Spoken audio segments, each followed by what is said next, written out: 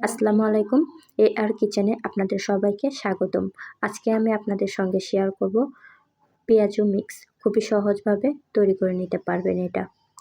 আসছে রমজানে আপনাদেরকে আর ডাল বাটার ঝামেলায় পড়তে হবে না।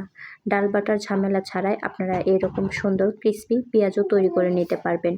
এর জন্য আমার সম্পূর্ণ ভিডিওটি আপনাদেরকে দেখতে হবে, তাহলে বুঝতে পারবেন মাত্র 5 মিনিটে আমি কিভাবে এই পেঁয়াজুগুলো তৈরি করে নিলাম। এর জন্য প্রথমেই নিয়ে নিচ্ছি হাফ কাপ পরিমাণ খেসারির ডাল, হাফ কাপ পরিমাণ বুটের ডাল, আর নিয়ে নিচ্ছি হাফ কাপ পরিমাণ মসুর ডাল।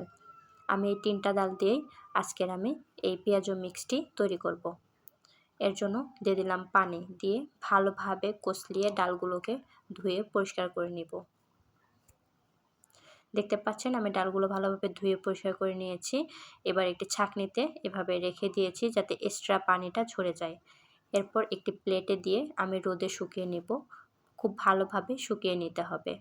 দেখতে পাচ্ছেন মাশাআল্লাহ আমি খুবই ভালোভাবে রোদে শুকিয়ে নিয়েছি, একদম ঝরঝরা হয়ে গিয়েছে। এবার এগুলোকে একটি ব্লেন্ডার জাগে নিয়ে নেব। দেখতে পাচ্ছেন আমি একটি ব্লেন্ডার জাগে নিয়ে নিচ্ছি। এই পেঁয়াজু মিক্স যদি ঘরে থাকে তাহলে আর কোনো টেনশনই করতে হয় না, বাটাবাটির ঝামেলাও পড়তে হয় না। দেখতে পাচ্ছেন আমি ব্লেন্ড করে নিয়েছি। এগুলোকে একবারে মিহিভাবে ব্লেন্ড করা যাবে না, কিছুটা আস্ত রেখে এভাবে ব্লেন্ড করতে হবে, তাহলে পেঁয়াজুটা অনেক ক্রিস্পি হবে এবং খেতেও অনেক ভালো লাগবে। এবার আমি এই মিশ্রণগুলোকে একটি বাটিতে নিয়ে নিচ্ছি। দেখতে পাচ্ছেন মাশাআল্লাহ কত সুন্দর হয়ে গেল খুবই অল্প সময়ে। আপনারা যদি আমার চ্যানেলে নতুন হয়ে থাকেন তাহলে আমার চ্যানেলটি সাবস্ক্রাইব করতে ভুলবেন না। ভিডিওটি যদি কোথাও একটুখানি আপনাদের ভালো লেগে থাকে তাহলে একটি লাইক দিতেও ভুলবেন না। এই মিশ্রণটি আপনি একদিন তৈরি করে পুরো রমজান মাস জুড়ে খেতে পারবেন। এবার আমি আপনাদেরকে কিছু পেঁয়াজু তৈরি করে দেখাবো এই পেঁয়াজু মিক্স দিয়ে। এর জন্যই আমি আমার পরিমাণ মতো পেঁয়াজু মিক্স নিয়ে নিলাম। এখানে দিয়ে দিচ্ছি 1.5 কাপ পরিমাণ পানি। এবার আমি 10 মিনিটের জন্য এটাকে ভিজিয়ে রেখে দিব। ভিজিয়ে রাখার আগে অবশ্যই এভাবে নেড়ে চেড়ে নেবেন যাতে সব জায়গায় পানিটা পৌঁছায় এবং ভালোভাবে ভিজতে পারে। দেখতে পাচ্ছেন আমি ভালোভাবে মিশিয়ে নিয়েছি। এবার এটাকে 10 মিনিটের জন্য ভিজিয়ে রাখব। দেখতে পাচ্ছেন 10 মিনিট পর সবগুলো পানি টেনে নিয়েছে। এবার আমি এখানে দিয়ে দিব 1 কাপ পরিমাণ পেঁয়াজ কুচি। পেঁয়াজুতে একটু পেঁয়াজের পরিমাণটা বেশি দিলেই খেতে ভালো লাগে।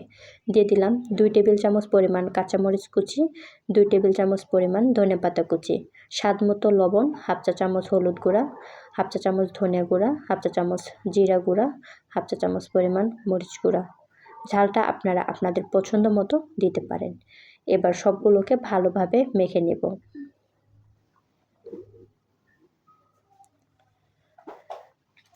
আসছে রমজানে আপনারা চাইলে এভাবে ঘরে তৈরি করে রেখে দিতে পারেন। এবার আমি এখান থেকে সামান্য পরিমাণ মিশ্রণ নিয়ে এভাবে পেঁয়াজুর শেপটা দিয়ে নেব। এবার এই পেঁয়াজুগুলোকে তেলে ভেজে নেব। এর জন্য একটা কড়াইয়ে পরিমাণ মতো তেল গরম করে নিয়েছি। এবার এক এক করে পেঁয়াজুগুলো দিয়ে দিচ্ছি।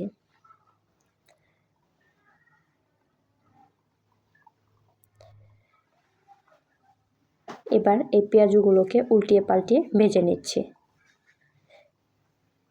এই মিশ্রণ দিয়ে আপনারা মাত্র 10 মিনিটেই পেঁয়াজু তৈরি করে নিতে পারবেন। এই পেঁয়াজুটা খেতে অনেক মজার হয়, আর দানাদার ভাব রাখার জন্য এই পেঁয়াজুটা অনেক পরিমাণ ক্রিস্পি হয়। দেখতে পাচ্ছেন মাশাআল্লাহ খুবই সুন্দর হয়েছে পেঁয়াজুগুলো।